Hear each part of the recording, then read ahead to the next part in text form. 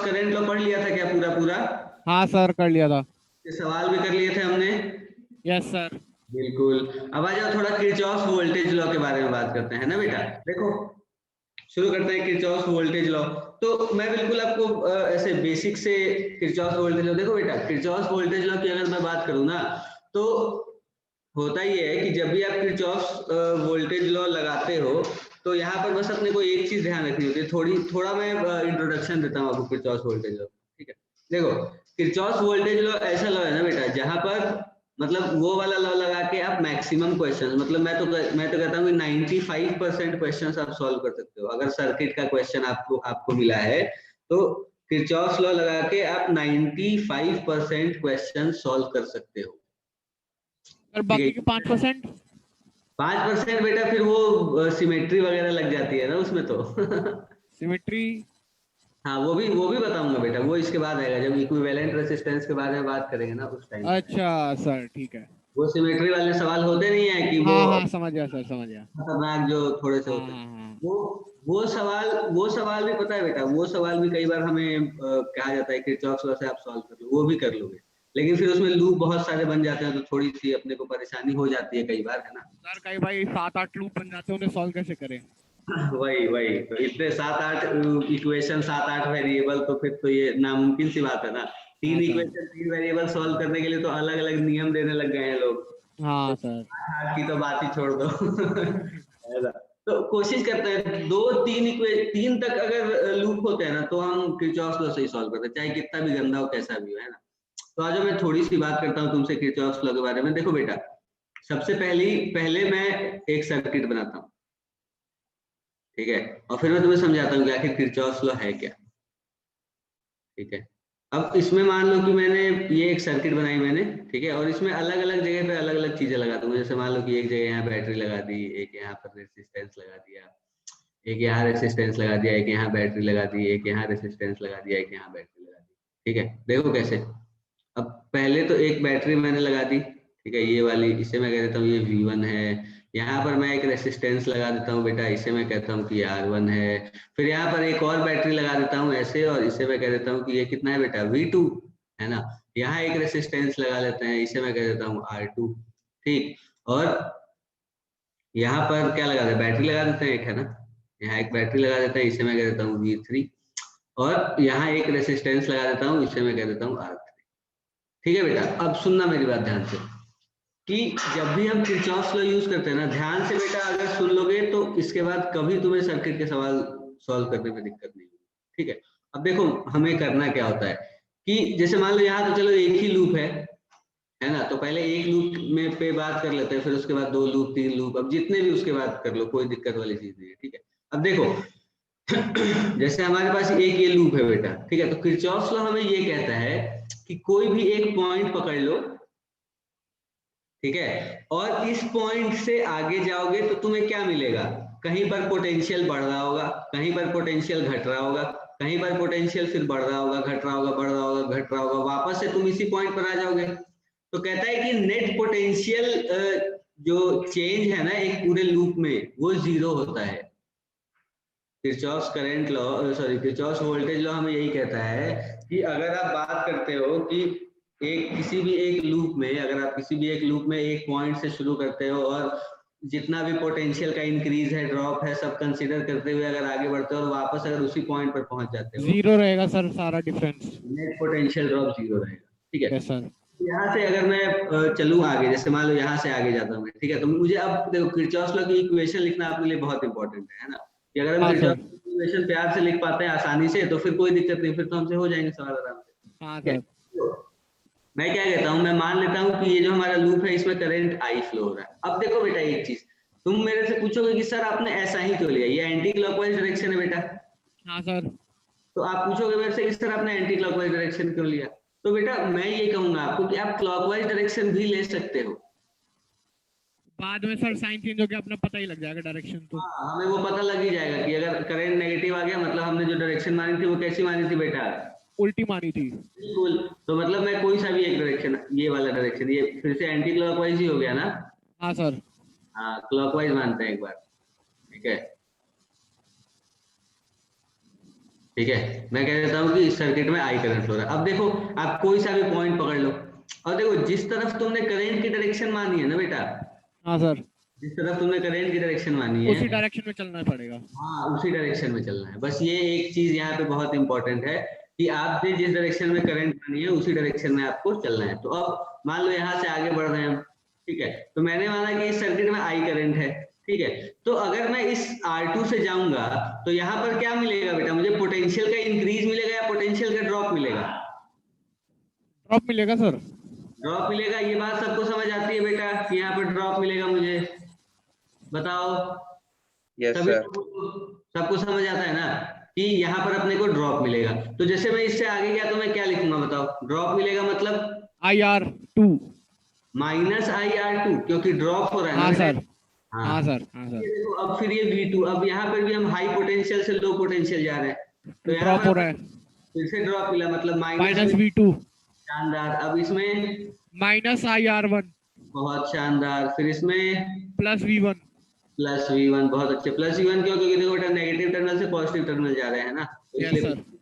अब यहाँ बताओ, माइनस IR3 शानदार, माइनस IR3 और plus V3 equal to 0। Plus V3 equal to 0, शानदार। अब ये हमारी इक्वेशन बन गई, यहाँ से आई की वैल्यू निकाल लो, ठीक है। तो ये तो हाँ चलो सर। एक ही लूप था तो इसमें आसानी से हमने कर लिया, ये तो हम कोई दिक्कत वाली चीज नहीं है, ये आसान चीज है ना। अब मान लो बेटा कि एक की जगह दो लूप अगर हो तो क्या करोगे? सर इसी उसमें सेगमेंट कर दो ना। नहीं नहीं, वो फिर थोड़ा वो हो जाएगा ना यार, इसमें कर दूंगा, कर दूं क्या? नहीं नहीं, इसमें नहीं करूंगा बेटा, अलग करते हैं ना, थोड़ा फील आएगी अपने को। चलो फील आना जरूरी है बेटा, महसूस जब तक चीजें नहीं होंगी ना तब तक फिर हम सॉल्व ही नहीं कर पाएंगे, पता है तुम्हें? पता है सर। हाँ, तभी तो टीचर की जरूरत तो तभी होती है बेटा कि टीचर तुम्हें फील कराता है चीजों को।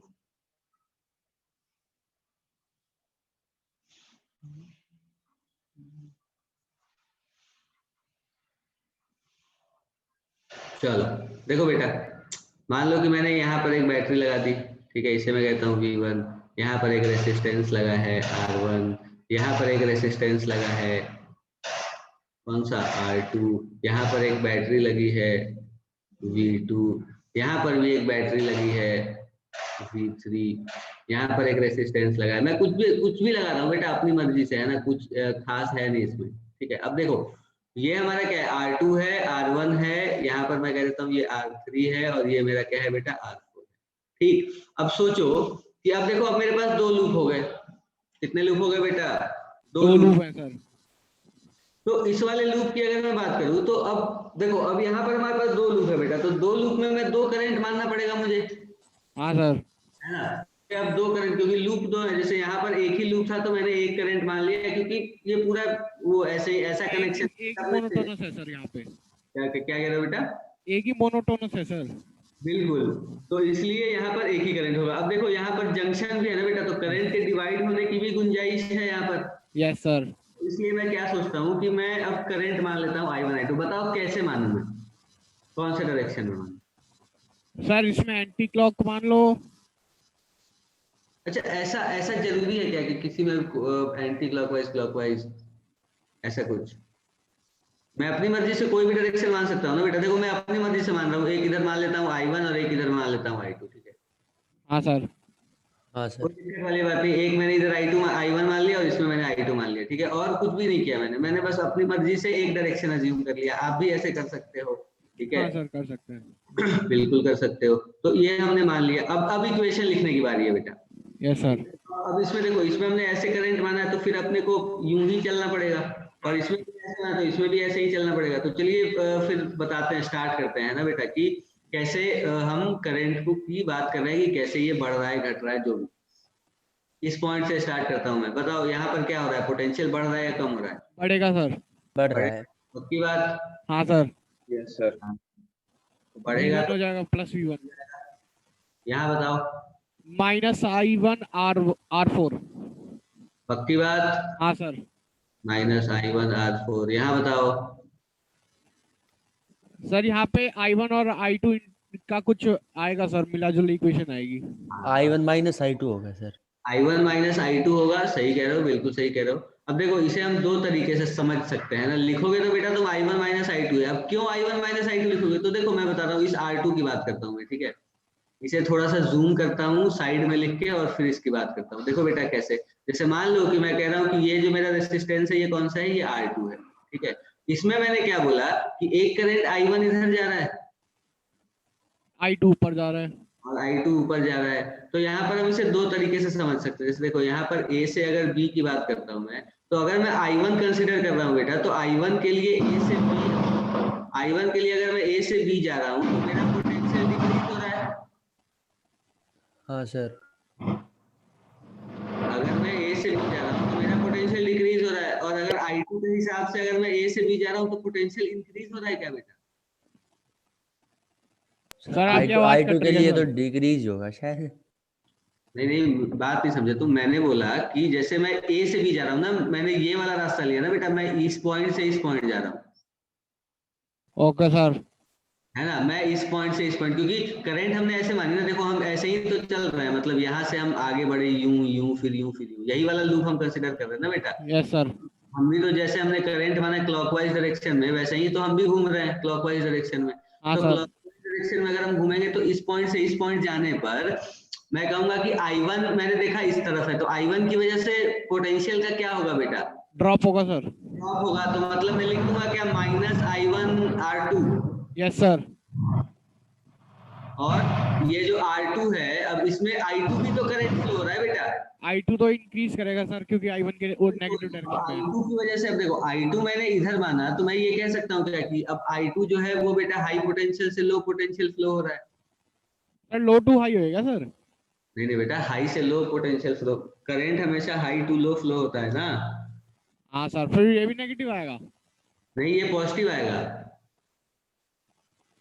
क्योंकि अब I2 के हिसाब से अगर मैं A से B जाऊंगा, अगर मैं I2 के हिसाब से A से B जाऊंगा, तो I2 के लिए तो फिर ये लो पोटेंशियल और ये हाई पोटेंशियल है ना, तो I2 के हिसाब से तो फिर मैंने पोटेंशियल बढ़ा दिया। अच्छा हाँ सर, ठीक है। समझ ठीक रहे है हो ना हाँ कि सर, समझ गया। I2 B2A फ्लो हो रहा है, I2 जो है वो B2A फ्लो हो रहा है ना बेटा, पर मैं तो A to B जा रहा हूँ, तो हाँ I2 हाँ सर, समझा। हाई पोटेंशियल है, A लो पोटेंशियल है। हाँ सर। हाँ, तो इसलिए I2 की वजह से क्या होगा, पोटेंशियल इंक्रीज होगा, तो मुझे लिखना पड़ेगा प्लस R2। I2 R2 शानदार। अब इसमें क्या minus I3 R3।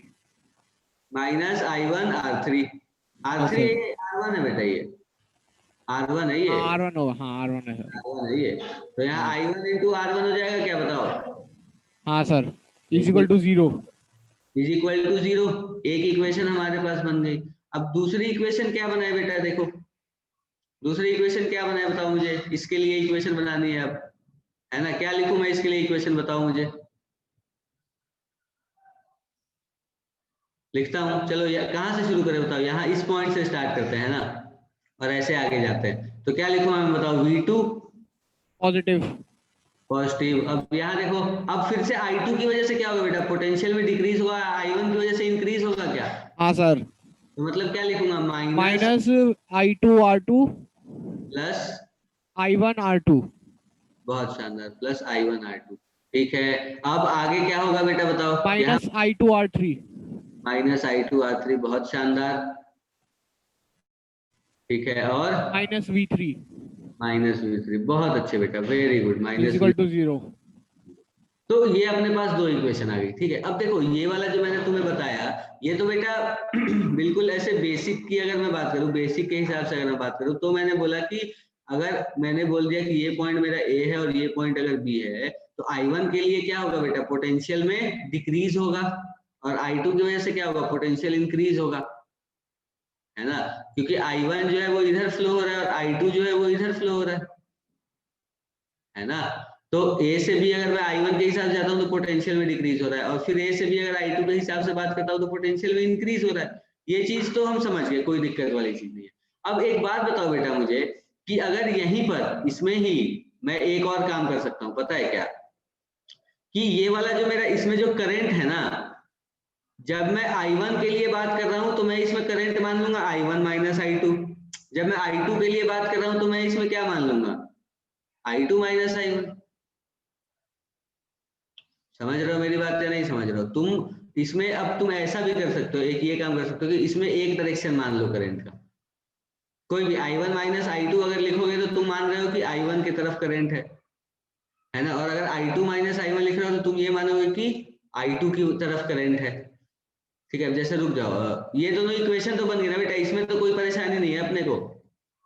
No sir. नहीं सर। कोई परेशानी नहीं है। अब देखो मैं इसे, पन्ना तो खत्म हो गया, अगले पन्ने पे बात करते हैं थोड़ी सी, है ना। देखो अब देखना बेटा, फिर से वही काम करूंगा मैं, लेकिन थोड़ा अलग तरीके से करूंगा, बहुत थोड़ा, मतलब बहुत ज्यादा अलग तो नहीं, पर थोड़ा अलग तरीके से करूंगा, ताकि आप दोनों में से किसी भी तरीके से करो बात एक ही हो, है ना। अब ऐसा नहीं है कि कोई एक ही फिक्स तरीका है कोई सवाल करने का, है ना बेटा। एक सवाल को करने के तो बहुत सारे तरीके हो सकते हैं, ये सब तो हम जानते हैं, है ना। तो चलो अब क्या क्या था बेटा, कैसे हमने स्टार्ट किया था, यहाँ पर क्या था,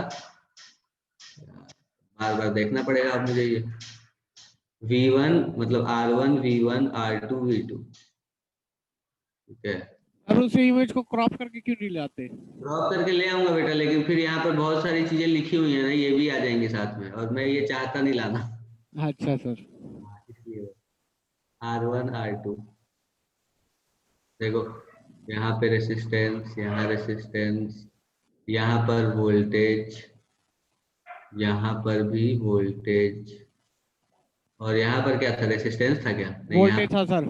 हाँ यहाँ पर सर रेसिस्टेंस। जो नीचे वाली बैटरी बनाई वो उल्टी थी। क्या बात कर रहे हो, नहीं, हाँ सर सही है, सही, सॉरी सॉरी सॉरी सॉरी, सही है, सही है बेटा, सही देखो है, सही है, हाँ सर। हाँ।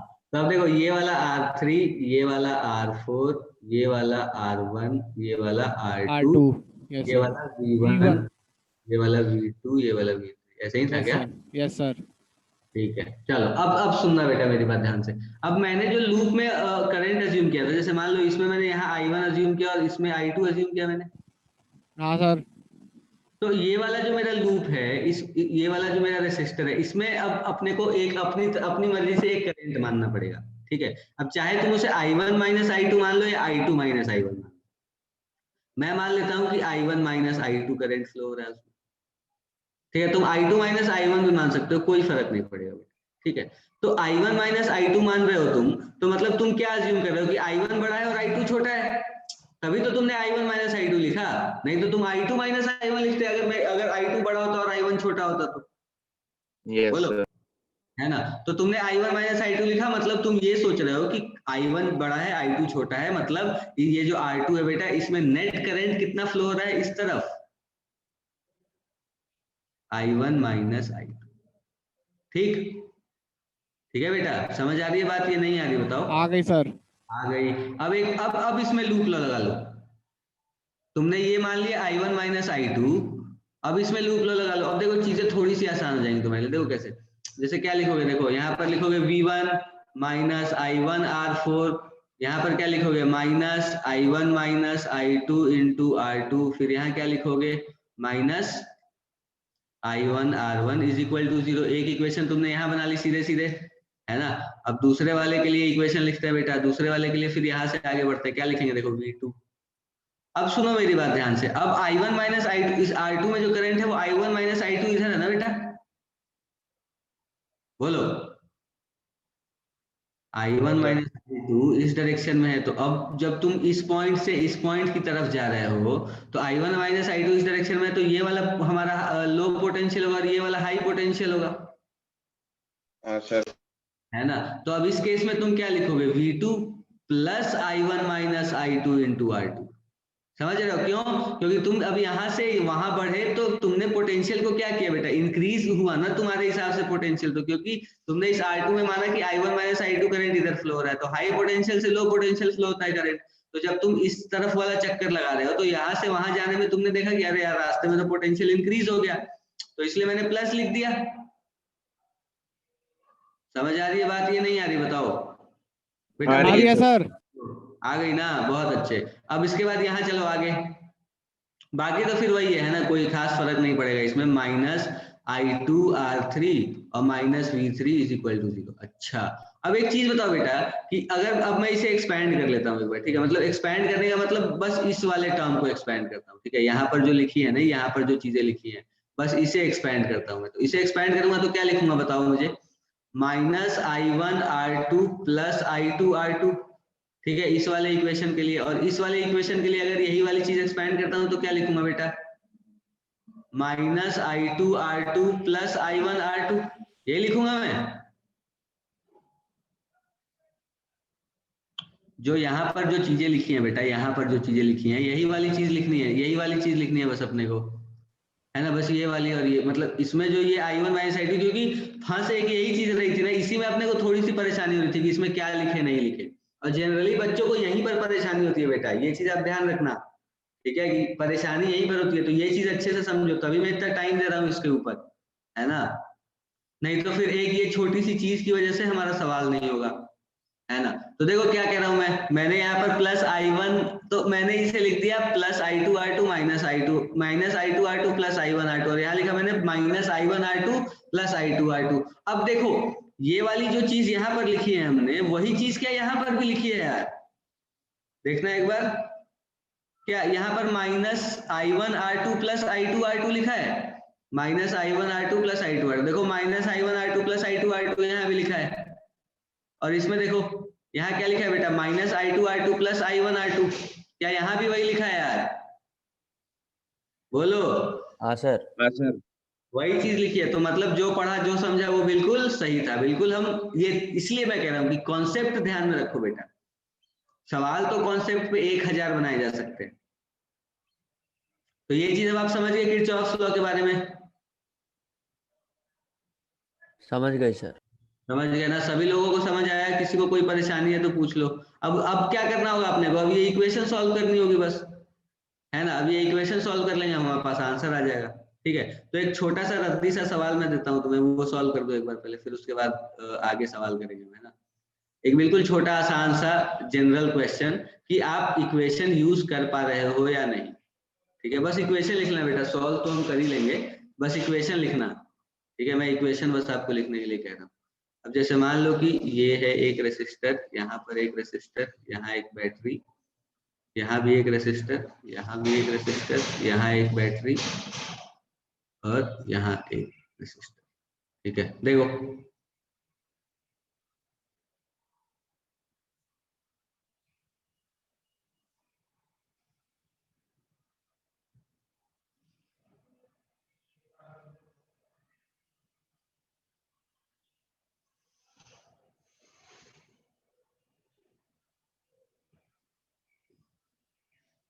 देखो, ये 6 वोल्ट, ये 10 वोल्ट, ये 5 ओम, ये 20 वोल्ट, ये 3 ओम, ये 1 ओम, और ये 2 ओम। चलो बेटा सॉल्व कर दो, मुझे बता दो इस तीनों में कितना करंट होगा, ठीक है। हमारा सवाल क्या है, find current in 3 ohm resistor, है ना बेटा। अपने को तीनों रेसिस्टर में करंट बतानी है, और कहाँ से, और डायरेक्शन भी बतानी है ना। मैंने बोल दिया ये वाला पॉइंट मेरा ए था और ये वाला पॉइंट मेरा क्या था बेटा, बी था, ठीक है। Find current in 3 ohm resistor, also find the direction, ठीक है बेटा। कर दो सॉल्व जल्दी से।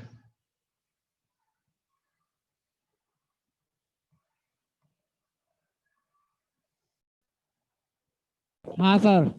-2I1 plus 6 minus 10 minus I1 minus I2 गुने 3 बराबर 0। अब दूसरा वाला क्या होगा बेटा, दूसरा वाला भी ऐसे मान लिया मैंने, अब यहाँ चलता, देखो क्या बनेगा, ये -20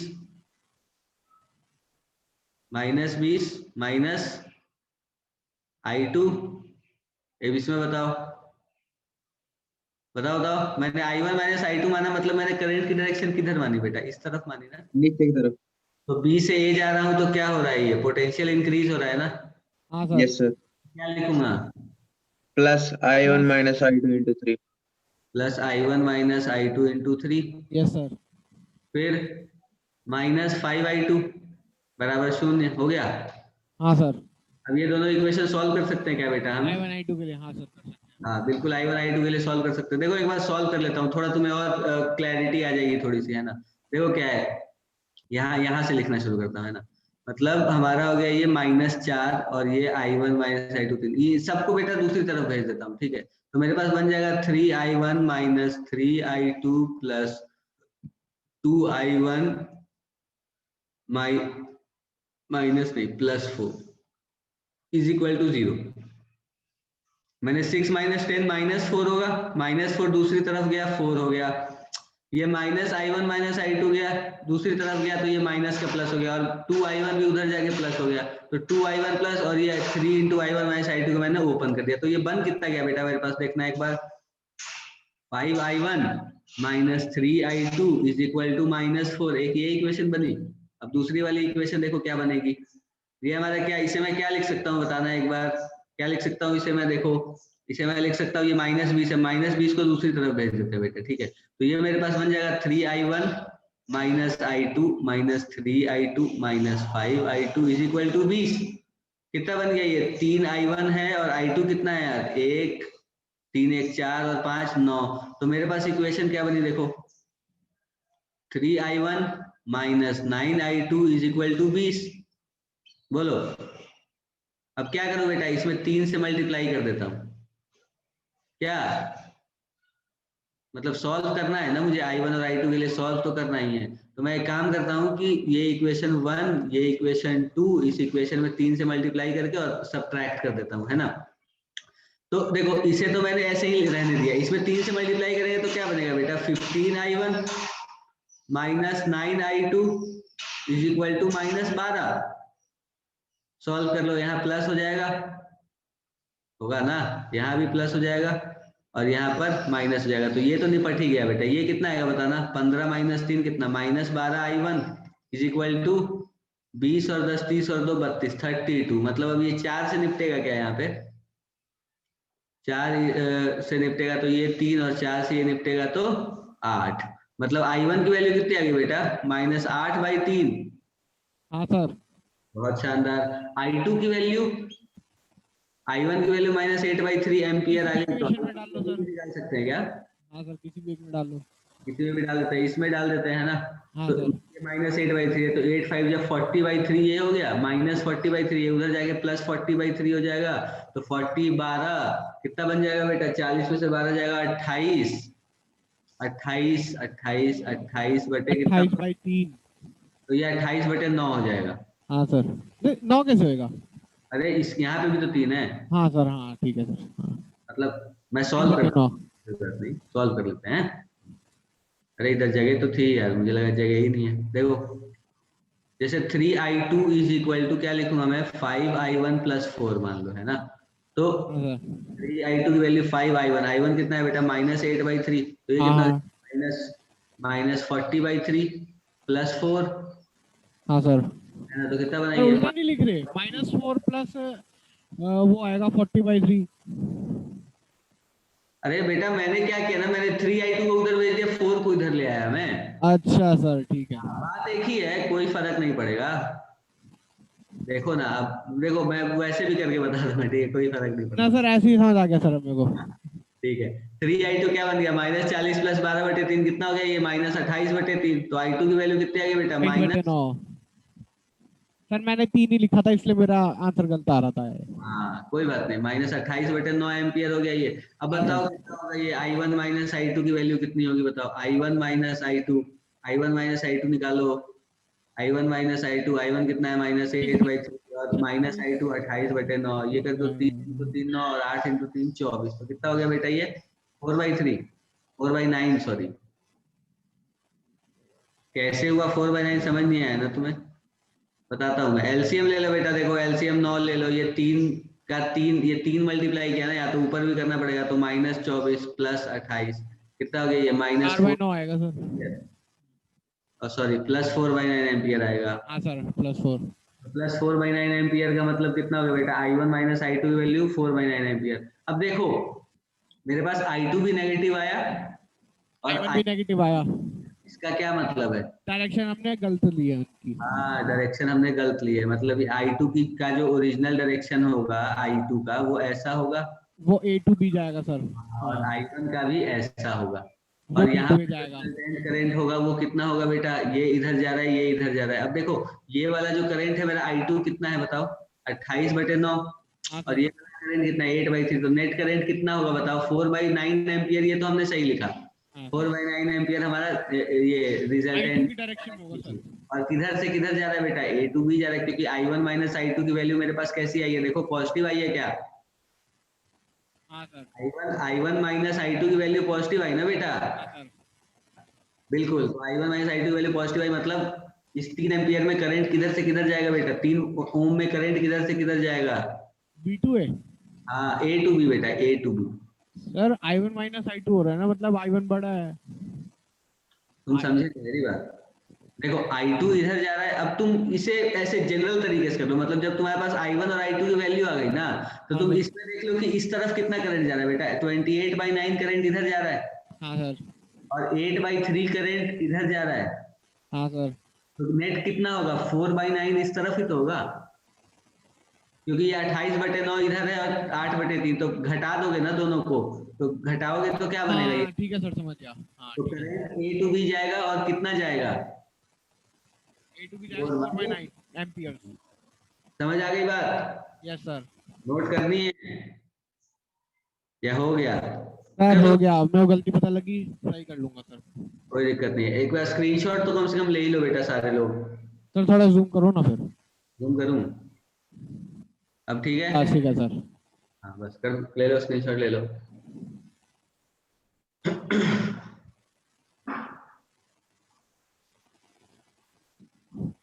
डन है सर, ले लिया।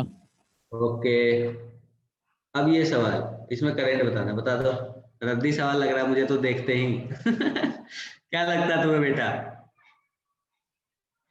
सॉल्व कर दो बेटा सभी लोग, और सभी लोग सही आंसर देंगे इसका, है ना, 1 मिनट लगेगा सॉल्व करने में। देखो मान लो कि करंट जो है किस तरफ मानू यार, बताओ, इस तरफ मान लेता हूँ, चलो आई, ठीक है, क्या लिखोगे बताओ, यहाँ से स्टार्ट करते हैं, क्या लिखोगे, -3i + 30 -2i -15 + i + 20 -4i -10।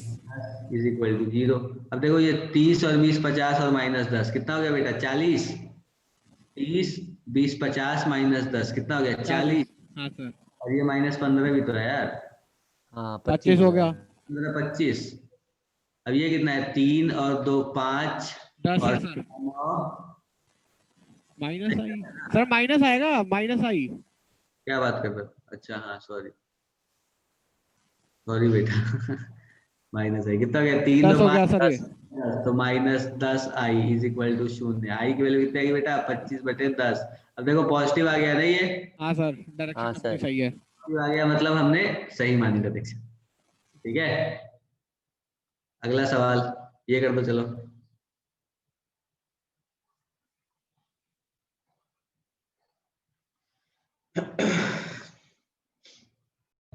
देखो किधर माने, I1 अनुवांशित। I2, क्या लिखो बताओ, यहाँ से आगे, ए से आगे बढ़ता है, क्या लिखेंगे बेटा, -I1 + 10, +10 यहाँ -2i1 -i2। -2I1 + 2I2 लिख देता हूँ, हाँ हाँ, फिर -30। -30 बराबर 0, सर ये प्लस में 10 आएगा, हमने 0 लिख दिया। प्लस में 10 आएगा मतलब इक्वेशन में। हाँ +10, हाँ, गलती से लिख दिया था बेटा, कोई बात नहीं, I1 + 10 -2I1 + 2I2 -30 बराबर 0, और इसमें देखो क्या बनेगा बताओ, यहाँ से चलते हैं इसमें, है ना, इससे आगे बढ़ते हैं, क्या लिखूं, 30 -2I2 + 2I1 + 50 -2i2। 2I2 बराबर 0। अब बताओ क्या, अब इसे वो कर लो, I1 I2 में देखो, -I1 -2I1 मतलब -3I1 और ये 2I2, तो क्या बन गया ये, -3I1 + 2I2 is equal to, बेटा ये दूसरी तरफ जाएगा तो 20 बन जाएगा क्या, तो एक हाँ -30 सर। है तो -20 हो जाएगा, दूसरी तरफ जाएगा +20, ठीक है।